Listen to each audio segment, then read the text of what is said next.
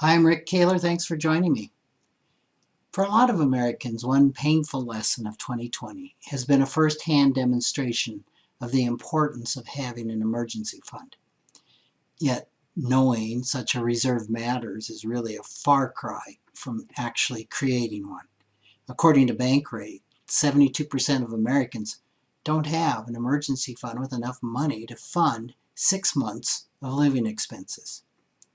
Now, it's interesting to note that what most people think of as an emergency fund actually should include two types of savings accounts.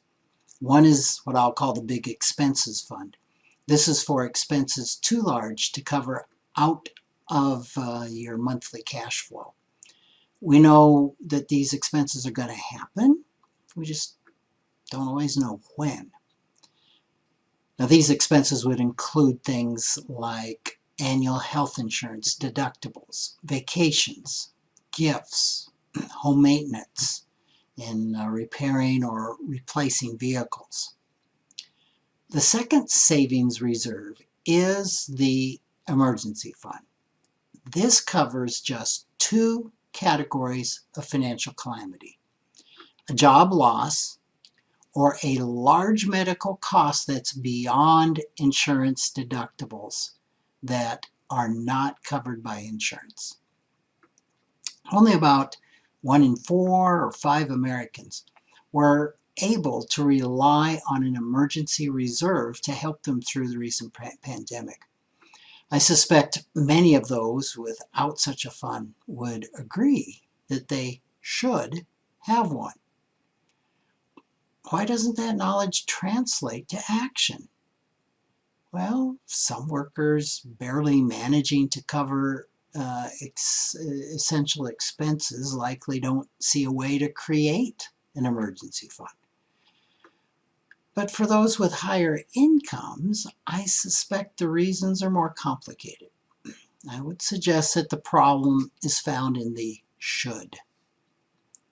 Should has a different meaning and set of behaviors than will. Should denotes a lack of confidence, a lack of enough importance and readiness to go into action. Should, in this context, is fraught with obligation, correctness, criticism, and a lot of shame. These motivators are rarely enough motivation to result in long-lasting success. Will, on the other hand, has a high sense of inevitability. It creates a high degree of readiness, confidence, and importance. When these three components align on any contemplated change, action is soon to follow. So if should is the word you associate with creating an emergency fund, I would suggest trying a different plan of attack. It involves declaring a truce between that part of yourself which is shoulding and shaming those parts of you that have their reasons why the savings accounts are not happening. So try this. On a blank sheet of paper, write should at the top. Then list all the reasons that you can think of for creating emergency and big expenses funds.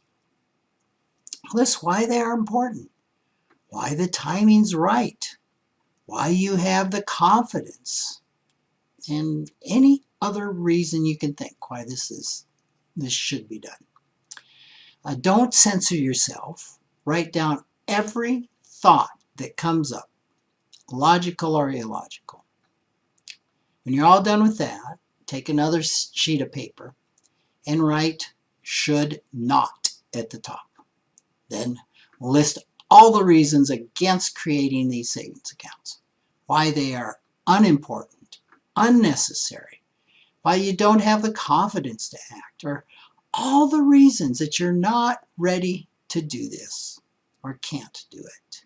Again, no censoring. When you're all done with that, review both lists, and I would encourage you to do this from a place of non-judgment, recognizing that each reason has its point. There are no stupid reasons. See what answers are surprising or contain a viewpoint or some information that you've really never consciously considered. Then look for a compromise, a way to craft a win-win course of action that will address the major concerns of each viewpoint. It will address the concerns of the should and the concerns of the should not. That might mean saving less per month than ideal, but something that's significantly more than nothing is a good thing. It could mean temporarily reducing contributions to a 401k plan and redirecting the money to an emergency fund for a period of time. It could mean securing a line of credit on your home now that could be accessed immediately in the case of an emergency tomorrow. Whatever you do, no matter how small, any step you take towards starting to provide for you and your family in an emergency is a big one. Thanks for listening.